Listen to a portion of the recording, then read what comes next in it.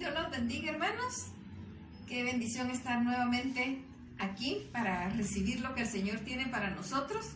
Ya es un cuarto domingo que estamos recibiendo el mensaje en forma virtual, pero como hemos platicado, es un tiempo de preparación espiritual. Sigámonos preparando, sigamos aprovechando este tiempo para meternos más con Dios, para tener momentos con Dios mucho más largos, para aprender la palabra del Señor.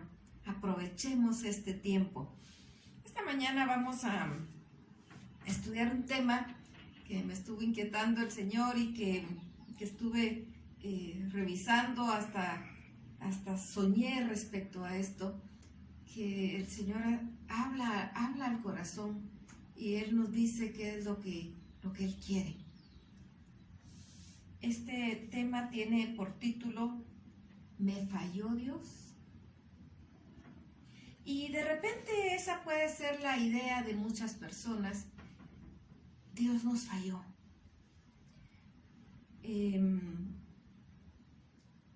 Hay algunas personas que dicen, si usted declara que no va a venir el virus sobre usted, no va a venir. ¿Será suficiente con declararlo? ¿Hallamos sustento bíblico en esto? Porque si hallamos sustento bíblico, ¿por qué vemos tantos siervos del Señor que han muerto ya por este virus? Hay siervos del Señor, pastores, líderes de diferente tipo, miembros cristianos, fervientes, amados del Señor, y han muerto por este virus. Y entonces cuando nosotros decimos, no, es que si lo declaro no va a venir, podemos llegar a pensar que Dios nos falló. Pero para eso mejor nos vamos a la Biblia y estudiamos qué dice la Biblia, qué es lo que la palabra nos habla. Algunos hablan, esto es un juicio de parte de Dios. ¿Puede venir un juicio de parte de Dios? Claro, puede venir por pecado, puede venir por desobediencia, puede venir por haber abandonado a Dios, pero también puede venir porque Él está probando nuestro corazón, a ver qué tan firmes somos, o también simplemente es algo que se dio. Hay tantas teorías de cómo se inició este virus, y si el mismo hombre en sus maquinaciones y en su mente perversa empezó a trabajar y se le salió de control. Sin embargo, Dios sigue teniendo el control, aun cuando el hombre lo pierda. Y nosotros necesitamos tener nuestra fe puesta en Dios. Veamos en la Biblia un caso en el cual el juicio vino a causa de pecado. Vámonos a Génesis capítulo 6. Vamos a leer los versos 5 al 8. Dice, y vio Jehová que la maldad de los hombres era mucha en la tierra, y que todo designio de los pensamientos del corazón de ellos era de continuo solamente el mal. Y se arrepintió Jehová de haber hecho hombre en la tierra, y le dolió en su corazón. Y dijo Jehová, raeré de sobre la faz de la tierra a los hombres que he criado, desde el hombre hasta la bestia, y hasta el reptil y las aves del cielo, pues me arrepiento de haberlos hecho. Pero Noé halló gracia ante los ojos de Jehová. La maldad había subido a tal grado que Dios dijo, voy a raer toda la creación. Cuando Él creó, cuando nos vamos a Génesis 1 y vemos la creación, en cada parte que Él iba creando, Él dice la palabra, y vio Dios que era bueno, y vio Dios que era bueno. Sin embargo, cuando entra el pecado al mundo, ahí entra también la muerte, y ahí entra la maldad. Y la maldad sobreabundó, y los hombres se alejaron de Dios, de tal manera que a Dios le pesó, y dijo, voy a destruir toda la tierra. voy a destruir toda la tierra. Pero Noé halló gracia. Y nosotros podemos seguir leyendo aquí, y Dios habla con Noé y le dice que construya un arca y le da instrucciones de cómo debe ser el arca, le da medidas, y viene el diluvio. Viene el diluvio, Noé está encerrado en el arca más de un año, y cuando baja, lo primero que hace es erigir un altar y alabar a Dios. Y me llama la atención cuando nosotros leemos en Hebreos 11:7, siempre hablando de Noé, dice: por la fe, Noé, cuando fue advertido por Dios acerca de cosas que aún no se veían, con temor preparó el arca en que su casa se salvase, y por esa fe condenó al mundo y fue hecho heredero de la justicia que viene por fe. Porque él creyó, condenó al mundo. Porque él creyó, condenó al mundo. Cuando vemos la destrucción de Sodoma y Gomorra, y vienen estos hombres ángeles acercándose a Abraham y le comenta lo que va a hacer. El ángel de Jehová va y le comenta qué va a hacer. Y él le dice: no puedes destruir la ciudad por si hay alguien que te ame. Porque ¿cómo vas a destruir buenos y malos? No está bien. Y si hubiera 50 justos. Y él le dice: por amor de los 50, no lo voy a destruir. Y empieza a bajar y a bajar y a bajar hasta llegar a 10. Y le dice: no te enojes, voy a hablar una vez más. Y le dice a Abraham: ¿y si solo hubiera 10? Por amor de los 10, no lo voy a destruir. Y lo triste, no había ni siquiera 10. Yo recuerdo el año pasado, yo empecé con una pregunta en mi corazón, y yo le decía al Señor: Señora, en Guatemala seremos por lo menos 10 los que te amamos, pensando en ese mismo número. Por lo menos 10 te amamos. Y era el Señor preparando para esta situación que venía. Y en la iglesia pues estuvimos buscando la santidad. Empezamos el año pasado, ¿se recuerdan?, a predicar sobre santidad, a acercarnos al Señor, a meternos con el Señor, a tener más de Él, porque Él estaba preparando para este momento, porque hay un juicio. Ahora, veamos cuando no es por pecado, sino que es por una prueba. Y el mismo hecho puede ser por las dos cosas. Porque para algunos será juicio y para otros puede ser prueba. Veamos el caso de Job. Nos dice la palabra el justo Job. Job capítulo 1, verso 1. Dice: hubo en la tierra de Uz un varón llamado Job, y era este hombre perfecto y recto, temeroso de Dios y apartado del mal. Perfecto, recto, temeroso de Dios y apartado del mal. Como para que no diga la palabra el justo Job. Y lo menciona en otro lado, se dice el justo Job. Así lo consideraba Dios. Sin embargo, Dios lo probó. Dios lo probó. Y empezó la prueba terrible, y empezó él a perder y a perder muchas cosas, incluyendo sus hijos. Y él dijo: Jehová Dios dio, Jehová Dios quitó. Sin embargo, al incrementarse la prueba y llegar hasta su cuerpo, y llegar a tener esa enfermedad terrible que él no tenía paz en ningún momento, por la comezón en todo el cuerpo, él llegó a hablar, a maldecir incluso el día de su nacimiento. Y nos menciona la palabra que llegaron sus amigos y empiezan a tratar de defender a Dios. Dios no necesita que lo defendamos. El otro estaba enojado, pero no estaba renegando de Dios. No estaba diciendo: Dios no existe por todo lo que me está pasando. No, él estaba diciendo: ¿por qué me está pasando si yo soy justo? Y él se justificó tanto, porque él se consideraba justo, y era cierto, la palabra dice, era hombre justo, pero eso no quiere decir que no tenía pecado.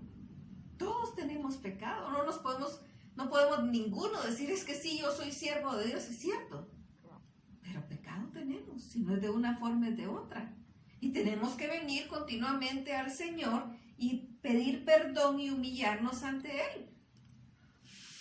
Incluso el pecado de orgullo.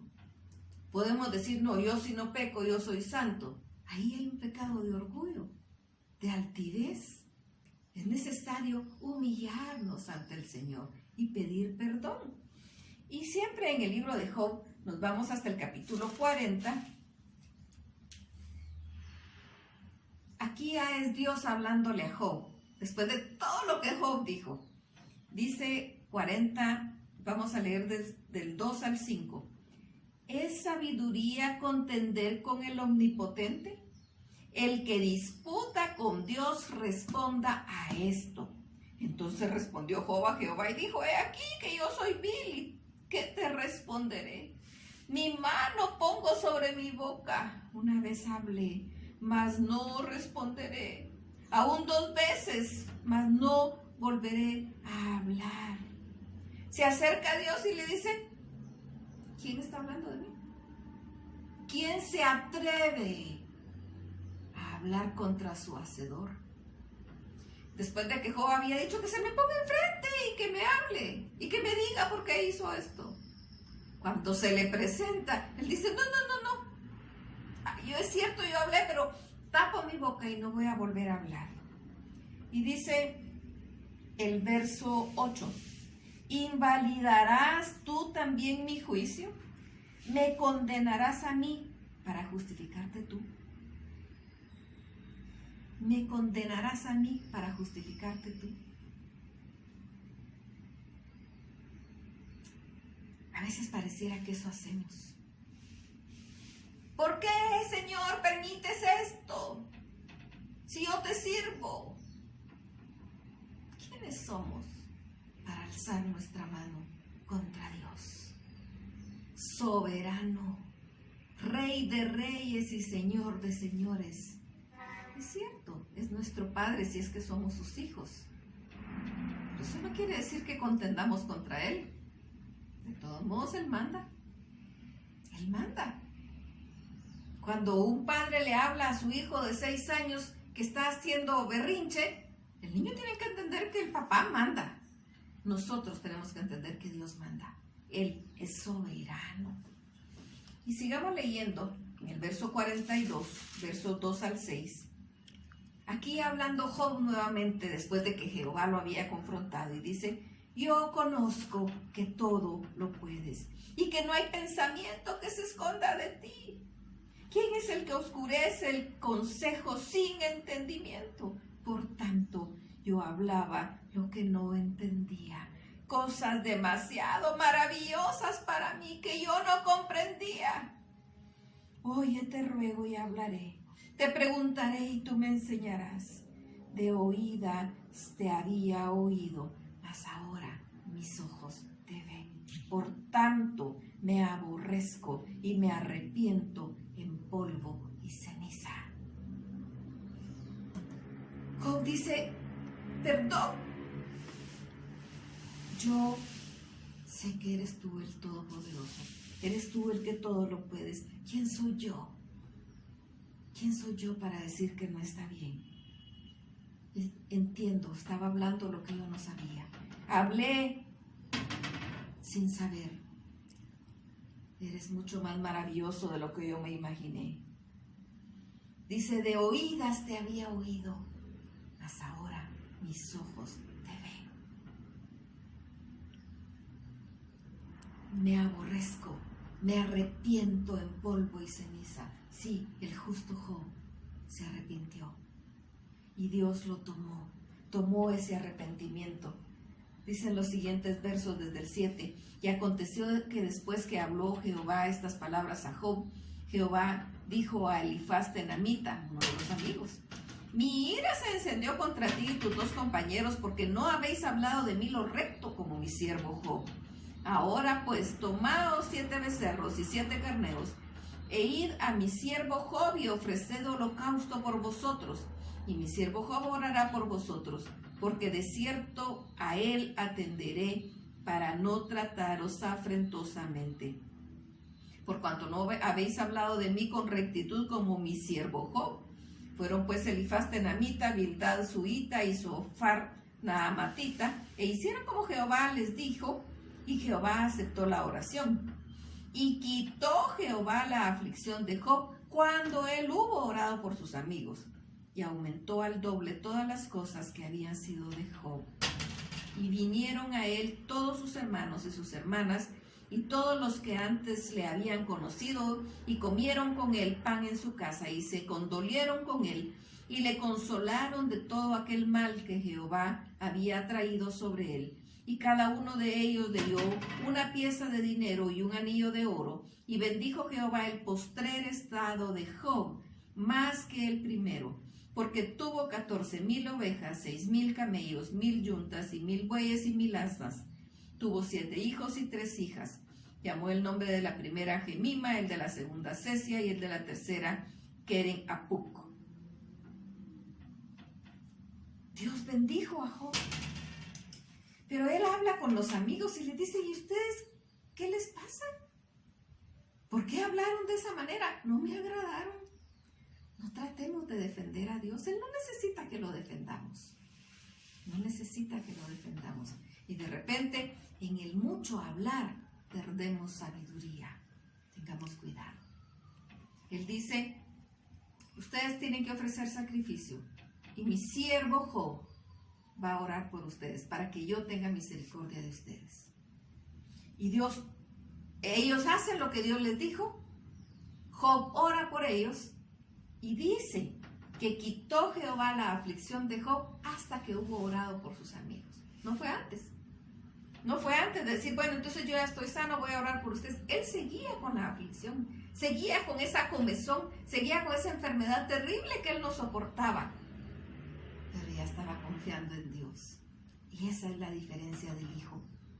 Que independientemente de la circunstancia en la que estemos, seguimos confiando en Dios. Nos aferramos a Él, sabiendo que Él tiene cuidado de sus hijos. Veamos otros pasajes. Hechos 11:19.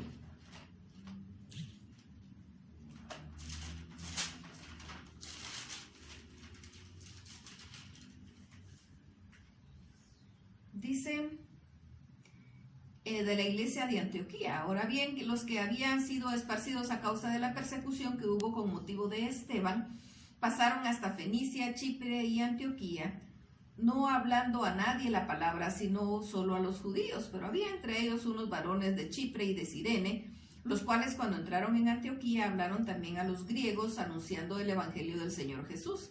Y la mano del Señor estaba con ellos, y gran número creyó y se convirtió al Señor.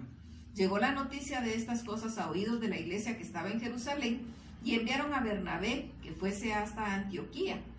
Cuando llegó y vio la gracia de Dios, se regocijó y exhortó a todos los que con propósito de corazón permaneciesen fieles al Señor, porque era un varón bueno y lleno del Espíritu Santo y de fe. Y una gran multitud fue agregada al Señor. Después fue Bernabé a Tarso para buscar a Saulo. Hallándole le trajo a Antioquía, y se congregaron ahí todo un año con la iglesia y enseñaron a mucha gente, y a los discípulos se les llamó cristianos por primera vez en Antioquía. En aquellos días unos profetas descendieron de Jerusalén a Antioquía, y levantándose uno de ellos llamado Agabo, daba a entender por el Espíritu que vendría una gran hambre en toda la tierra habitada, la cual sucedió en tiempo de Claudio. Entonces los discípulos, cada uno conforme a lo que tenía, determinaron enviar socorro a los hermanos que habitaban en Judea, lo cual en efecto hicieron, enviándolo a los ancianos por mano de Bernabé y de Saulo. Cuando nosotros vemos las plagas de Egipto, Dios les dijo que la tierra de Gosén no iba a ser tocada.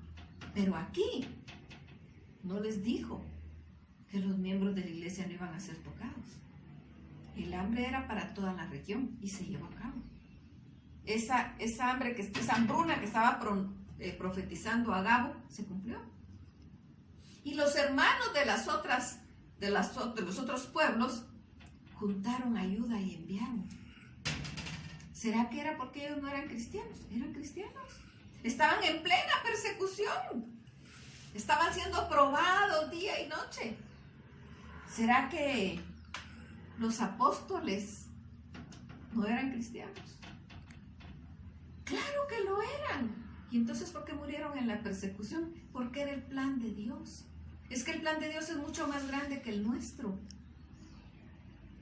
¿Cuántas personas murieron en la persecución? Cantidades. Pensemos en diferentes desastres naturales que han pasado. Terremotos aquí en Guatemala. Para el terremoto, ¿cuántos cristianos? ¿Será que ningún hijo de Dios murió? ¡Claro! Para el tiempo del conflicto armado interno en Guatemala, ¿será que no murió ningún hijo de Dios? Murieron muchos. Murieron muchos. En los diferentes desastres, terremotos, hubo un terremoto, no recuerdo en qué país, que se cayó el templo, matando a todos los que estaban adorando ahí al Señor. Y eran siervos de Dios y estaban adorando a Dios y eran hijos de Dios. ¿Por qué? ¿Por qué vienen esas situaciones? ¿Por qué vienen esas desgracias? Dios es soberano. Dios es soberano. Si alguien, podemos ver algo. Si alguien se contagia, si alguien no se contagia, puede decir, Dios me libró. Si alguien se contagia y sana, puede decir, Dios me sanó. Si alguien se contagia y no sana, si no muere, pues Dios lo permitió. Y entonces dicen algunos, ¿y entonces a qué estamos jugando? No estamos jugando. Dios es soberano. Pensemos en los discípulos. A Él le plació, así lo permitió Él, que de los 11 que quedaron, 10 murieran en la persecución y solo uno no. Y cuando le preguntaron a Jesús, Él dijo, ¿y a ti qué? Debemos entender que Él es soberano. Necesitamos entender que Él es soberano. Pensemos, ¿en dónde dice la Biblia que mientras la iglesia está en la tierra, no será afectada por las calamidades? ¿Dónde? ¿Dónde dice la Biblia que mientras la iglesia esté en la tierra, no será afectada por las calamidades? En ningún lugar. No lo dice. Lo dicen algunos falsos profetas, pero la Biblia no lo dice. Dios no prometió que no habría dificultades ni problemas.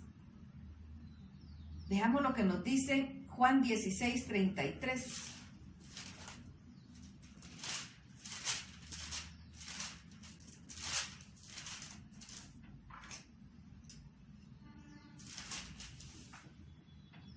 Estas cosas os he hablado, son palabras de Jesucristo, para que en mí tengáis paz.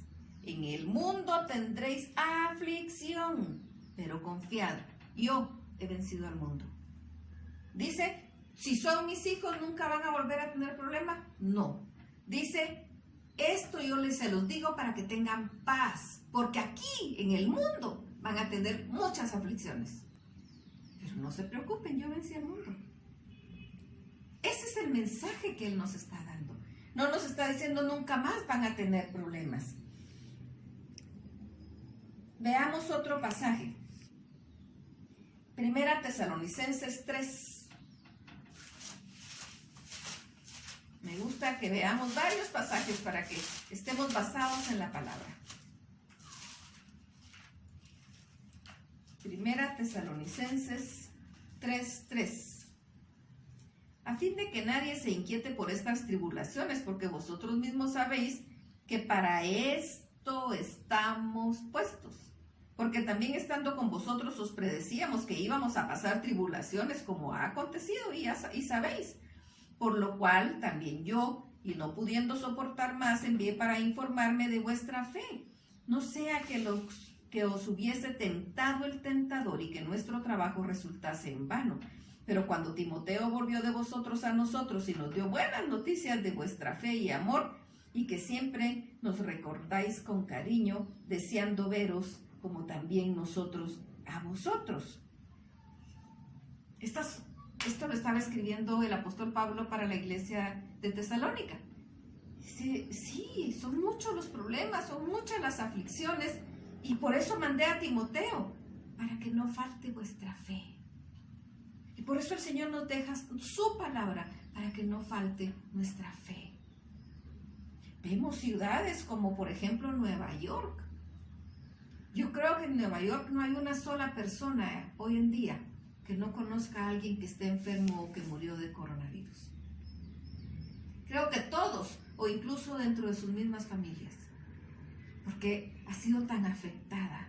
Sin embargo, la palabra dice en Apocalipsis que va a venir la tribulación mucho más fuerte, porque lo que estamos viendo son los principios de dolores.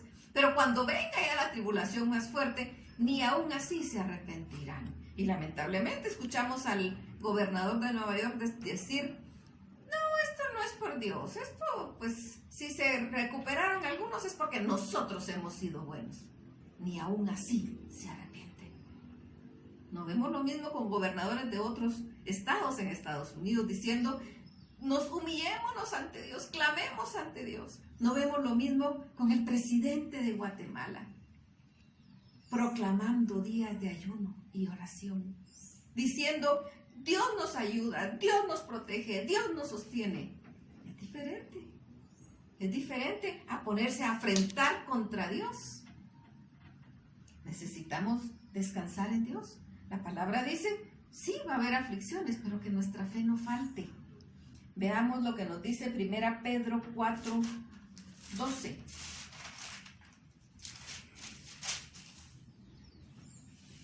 Amados, no os sorprendáis del fuego de prueba que os ha sobrevenido, como si alguna cosa extraña os aconteciese, sino gozaos por cuanto sois participantes de los padecimientos de Cristo, para que también en la revelación de su gloria os gocéis con gran alegría.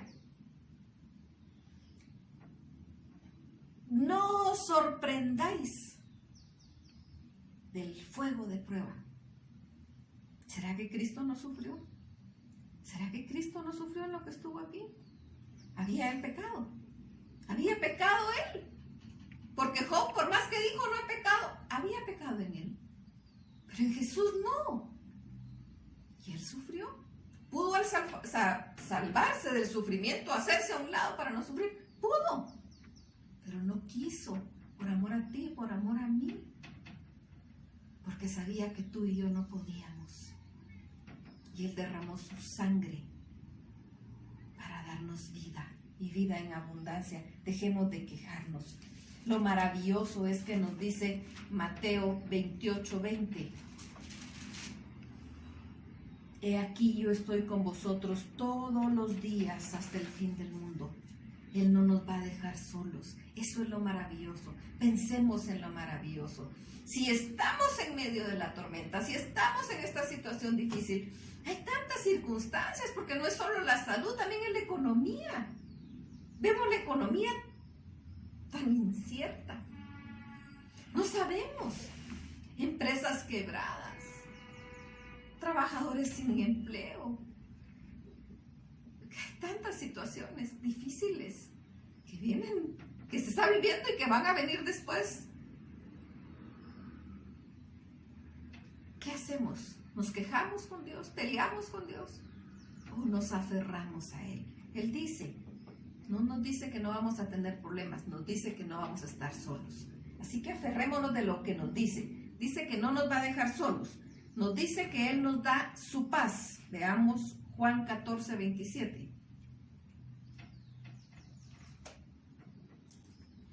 La paz os dejo, mi paz os doy.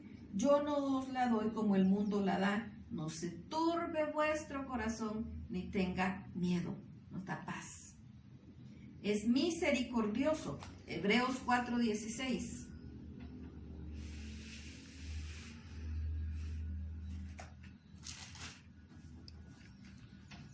Acerquémonos Acerquémonos pues confiadamente al trono de la gracia para alcanzar misericordia y hallar gracia para el oportuno socorro. Sí podemos venir ante Él, sí podemos clamarle, sí podemos decirle: Señor, ya no aguanto, Señor, yo no entiendo, Señor, me arrepiento, me humillo, ayúdame.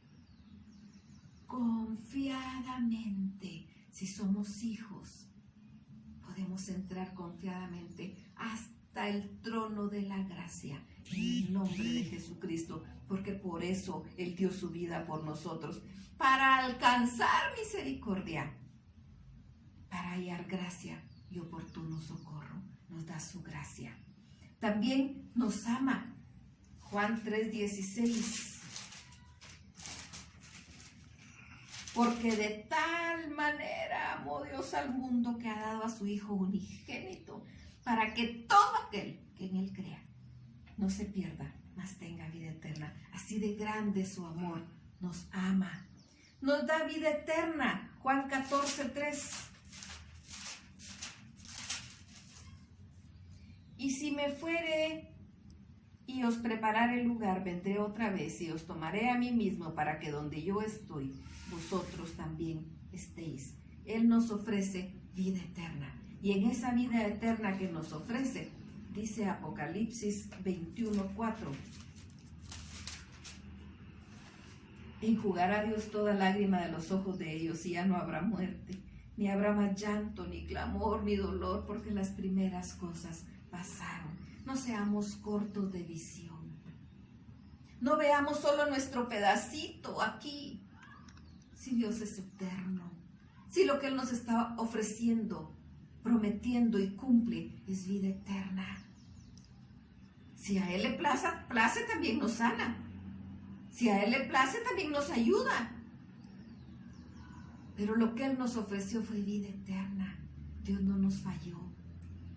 No le fallemos nosotros. No dejemos que nuestra fe decaiga. La Biblia no se contradice. Confiamos, por supuesto, en la provisión de Dios, en la protección de Dios. Confiamos definitivamente que estamos bajo sus alas. Pero si somos afectados por estas leves y momentáneas tribulaciones, sabemos que nuestra motivación y enfoque no están en los beneficios terrenales y temporales, sino nuestra esperanza eterna es una corona incorruptible en nuestra mansión más allá del sol. Dice 2 Corintios 4:17, esto que estábamos hablando aquí. Porque esta leve tribulación momentánea, porque esto va a pasar, produce en nosotros un cada vez más excelente y eterno peso de gloria, no mirando nosotros las cosas que se ven, sino las que no se ven. Pues las cosas que se ven son temporales, pero las que no se ven son eternas. Nuestra salvación es eterna y Él nos prometió esa salvación, esa vida eterna. No solo librarnos de la situación terrenal, temporal, es la vida eterna, donde no habrá llanto, ni tristeza, ni dolor. Dice 1 Corintios 10:13. No os ha sobrevenido ninguna tentación que no sea humana, pero fiel es Dios, que no os dejará ser tentados más allá de lo que podéis resistir, sino que dará también juntamente con la tentación la salida para que podáis soportar. Lo que pasa es que nosotros no sabemos qué tanto soportamos. No lo sabemos. Para nosotros que no fuéramos probados, para nosotros que no pasara ninguna situación, pero eso nos pega más a Dios, nos acerca más a Dios. Y veamos Romanos 14:8.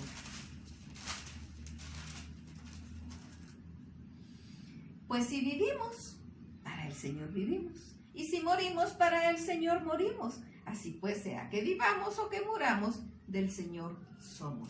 Esta debe ser nuestra esperanza y nuestra confianza. No estamos huyéndole a la muerte.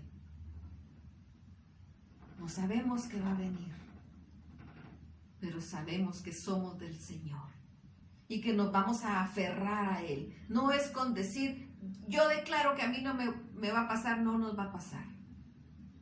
Estamos en las manos de Dios. Job pudo haber declarado que a él no le pasaba nada y le pasó. Eso no quiere decir que Dios nos falle. Lo que Él nos ofreció no fue que aquí no tuviéramos ningún problema. Lo que Él nos ofreció fue vida eterna.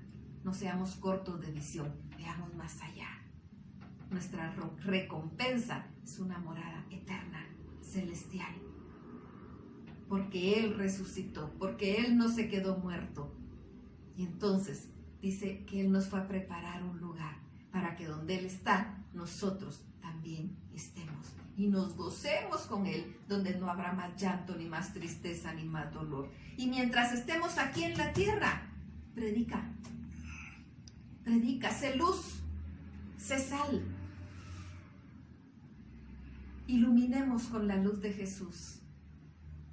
Necesitamos ser luz y ser sal de la tierra, porque hay mucha gente en penumbra, mucha gente en tiniebla.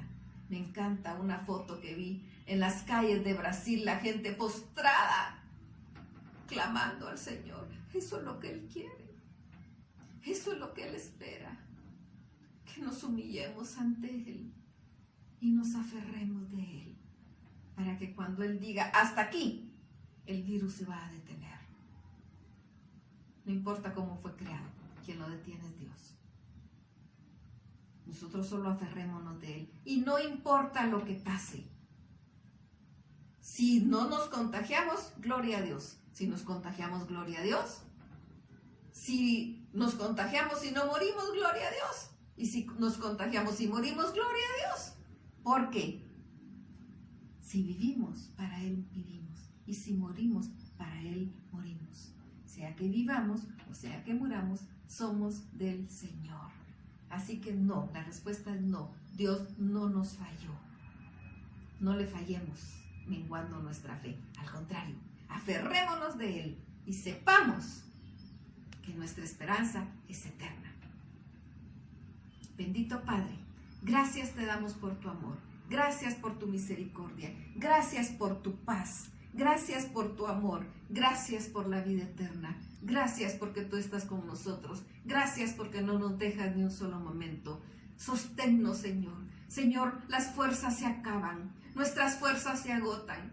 Fortalécenos. Tu palabra dice que cuando somos débiles entonces somos fuertes porque estamos en tus fuerzas. Levántanos. Levanta a cada uno de mis hermanos. Sostén a cada uno de mis hermanos. Dale paz a cada uno de mis hermanos. Y si alguien no te conoce, este es el momento que entregue su vida a ti. Toca corazones, Padre, y ayúdanos a nosotros, tus hijos, a ser luz y sal de la tierra.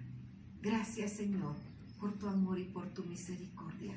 Gracias, no vamos a contender contra nuestro Creador. Al contrario, nos vamos a humillar y te vamos a alabar y te vamos a glorificar. Gracias, Padre, en tus manos estamos y bajo tus alas estamos seguros. En el nombre de Cristo Jesús. Amén. Amén. Que el Señor los bendiga.